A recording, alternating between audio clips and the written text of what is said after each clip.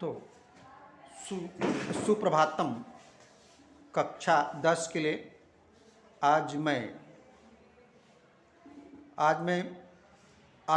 अलंकार पढ़ा देता हूँ। अलंकार हाँ, तो अलंकार है तो आपका व्याकरण है। तो चलिए, अलंकार किसे कहते हैं? अलंकार किसे कहते हैं, क्वेश्चन हो गया। तो अलंकार किसे कहते हैं, अब आप सुनिए। अलंकार का शाब्दिक अर्थ होता है आभूषण या गहना। जिस प्रकार से किसी नारी के सौंदर्य को बढ़ाने के लिए आभूषणों का प्रयोग किया जाता है, उसी प्रकार काव्य साहित्य की शोभा बढ़ाने वाले धर्म, गुण और तत्वों को अलंकार कहते हैं। हाँ, अलंकार कहते हैं। तो हमारे भरत मुनि ने अलंकारों को सौंदर्य का खजाना बताया है। तो अब आपको मैं सीधे ले चलता हूँ। अलंकार के प्रकार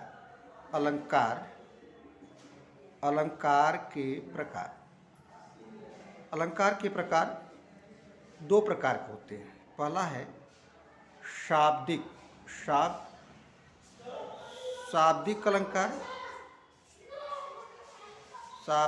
अलंकार। दूसरा होता है अर्थालंकार। तो आप शाब्दिक अलंकार लिखिए। शाब्दिक अलंकार 3 प्रकार का होता है। तो पहले आप शाब्दिक का अर्थ समझिए। शाब्दिक अलंकार वह होता है जो शब्दों के अर्थ द्वारा काव्य की शोभा होती है, उसे हम शाब्दिक अलंकार कहते हैं। शाब्दिक अलंकार 3 प्रकार का होता है। कितने प्रकार का? 3 प्रकार के होते हैं। तो पहला होता है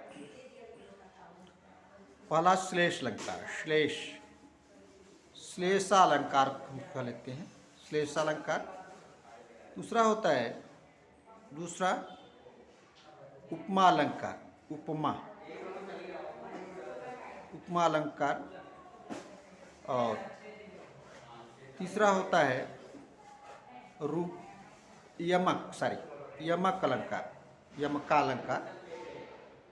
तो अब आइए आप फिर डालिए श्लेषालंकार। श्लेषा अलंकार। चलिए, तो श्लेष शब्द का अर्थ होता है चिपकना या छिपना। श्लेष का अर्थ होता है छिपना या चिपकना। तो इसका आशय हुआ कि जिस काव्य पंक्ति में एक शब्द के अनेक अर्थ छिपे हुए हैं, उसे हम श्लेषालंकार कहते हैं। तो श्लेषालंकार उदाहरण देखिए, जैसे रहीमन पानी राखिए। रहीमन पानी राखिए। रहीमन पानी राखिए बिनु पानी सब सून। रहीमन पानी राखिए बिन पानी सब सून। पानी गए न उबरे। मोती मानस चून। देखिए, तो प्रस्तुत काव्य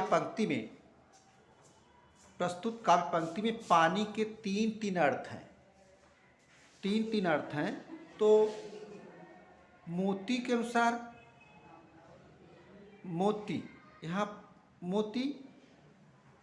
जो कि पानी में होता है, तो यहाँ पर मोती के लिए पानी आवश्यक है। और मानस की दृष्टि से इज्जत या सम्मान। और चूर माने चूना, बिना पानी के चूना जीवित नहीं रह सकता, इसलिए तीनों का अर्थ या प्रयोग अलग अलग है।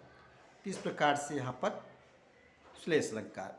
दूसरा उदाहरण देखिए, दूसरा, लाली मेरे लाल की जित देखो तित लाल। लाली लाली मेरे लाल की जित देखूं तित लाल। लाली देखन मैं गई, मैं भी हो गई लाल। तो लाली मीन्स होता है कांति या प्रकाश। लाली ओठों की लाली, लाली सूर्य के उदय होने की लाली, लाली चमक। ये रहा आपका श्लेष अलंकार।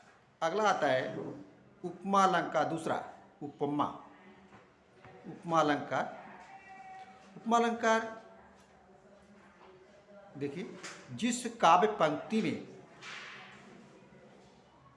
पंक्ति में विशेष का, हाँ विशेष में संज्ञा, विशेष का विशेषण से समानता दिखाई जाती है।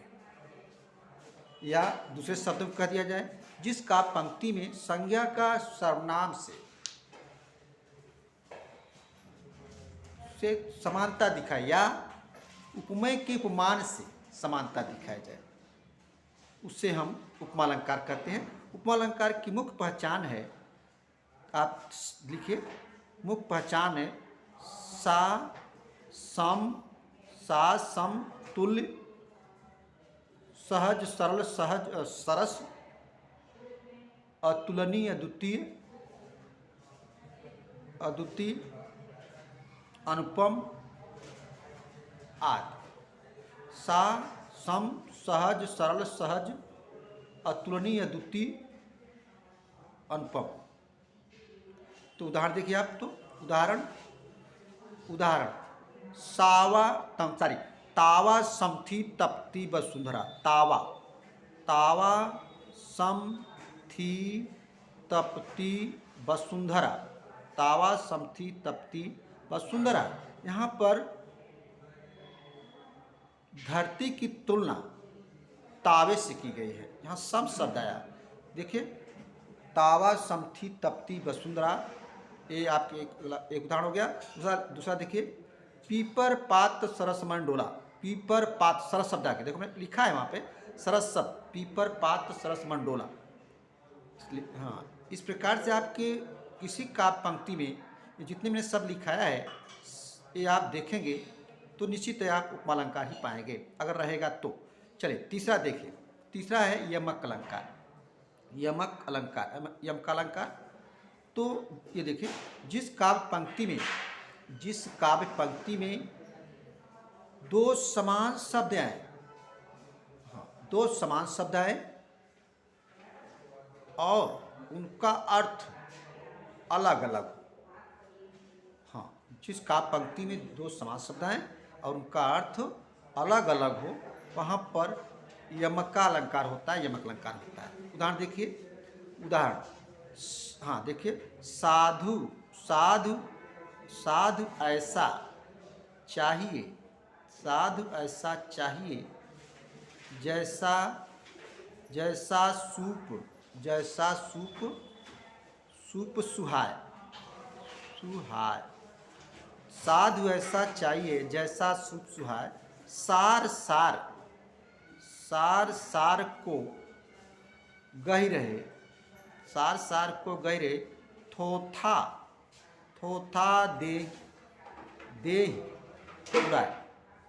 देह उड़ाए।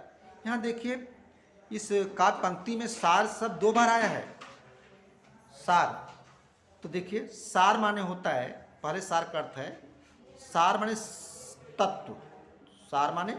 तत्व, और दूसरे का अर्थ होता है सार माने संसार, और एक प्रकार का संबंध भी होता है सार। तो सार माने तत्व, सार माने एक प्रकार का संबंध, सार में संसार। इसका एक उदाहरण और लिख लीजिए, लिखिए, हाँ, इसका उदाहरण लिखिए। इसका उदाहरण है,